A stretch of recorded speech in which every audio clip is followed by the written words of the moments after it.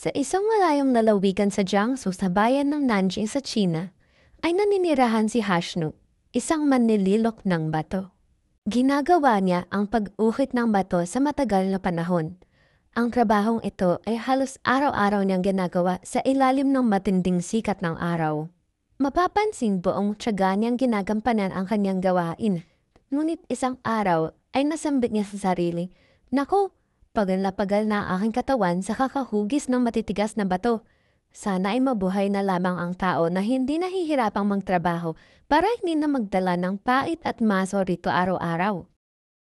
Uupo na lamang ako at magpapahinga.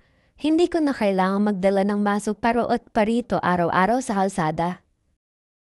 Tila nagdilang anghel naman si Hashnu sa kanyang sinabi. Parang isang panaginip ang naganap sa kanyang buhay. Nang nagkagulo ang mga tao sa daang malapit sa kanyang inuukit, ay nakita niyang naroon pala ang hari. Napansin niya kaagad sa dakong kanan ang mga sandalong ayos na ayos ang pananamit at may sandata na handang sumunod sa ipag-uutos ng hari. Sa kaliwa naman ay nakita niya ang mga tagasunod nitong gumagawa ng paraan para lamang mautusan ng hari. Habang nakatingin si Hashnu, nag-isip siyang maganda palang maging isang hari at magkaroon ng mga alalay at sundalo at mga tagasunod na nag-uunahan para mautusan. Agad may narinig siyang tinig, "Magiging hari ka."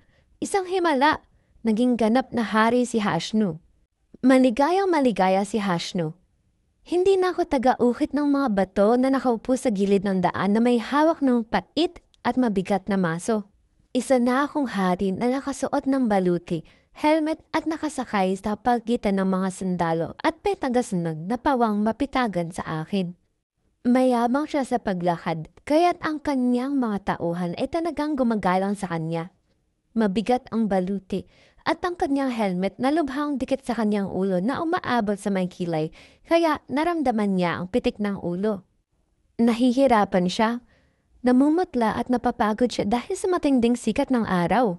Naisip ng kaya palang panghinain at talunin ng araw ang makapangyarihan at iginagalang na hari.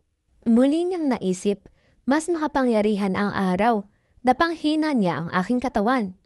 Naisip naman niyang maging araw at pagkasabi nito ay isang milagrong muli na siya'y nakarinig ng tinig na narinig noon at dagli siyang naging araw.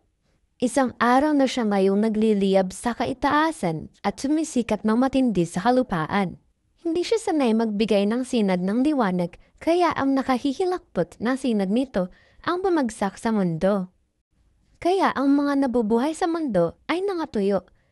Ang mga tao ay lubhang namis sa pangyayaring ito. Nagpatuloy pa rin sa kapangyarihan ang araw hanggang sa mapansin niyang ang ulap pala ay maaaring mahulob sa pagitan ng araw at ng mundo. Napatunayan niya na higit na makapangyarihan ang ulap sapagkat kaya nitong takpan ang kanyang sinag. Dahil sa kaisipang ito ay ninais naman niyang maging ulap. Nilukuban niya ang araw. Hindi naglaon ay bumigat ito at bumagsak na parang ulan sa mundo. Umapaw ang tubig sa mga lawa at sapa dahil hindi nga napigilan ang pagbaksag ng dami ng ulan. Ang matinding ulan ang naging sanhi naman ng pagkamatay ng mga halaman at iba pang nabubuhay sa daigdig.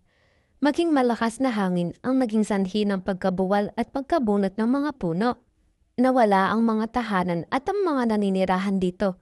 Pinagmasdan niya ang lupa at napako ang kanyang paningin sa mga bato na hindi man lang natinag sa kanyang kinalalagyan. Pagkatapos ng mga sakunang nagdaan tulad ng malakas na ulan at hangin at maging matinding sikat ng araw. Muli siyang napaisip, dinais naman niyang maging isang bato at hindi siya nabigo. Tulad ng dati, may kinig siya narinig upang sabihin siya ay maging isang bato. Nang siya ay bato na, narinig niyang muli ang tunog ng pait habang ito'y pinabukbok sa kanya.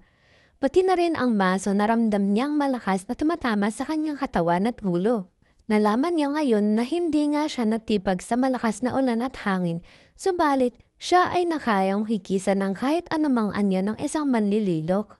Nagmuni-muni siya, natanto niyang walang ibang pinakamalas kundi siya.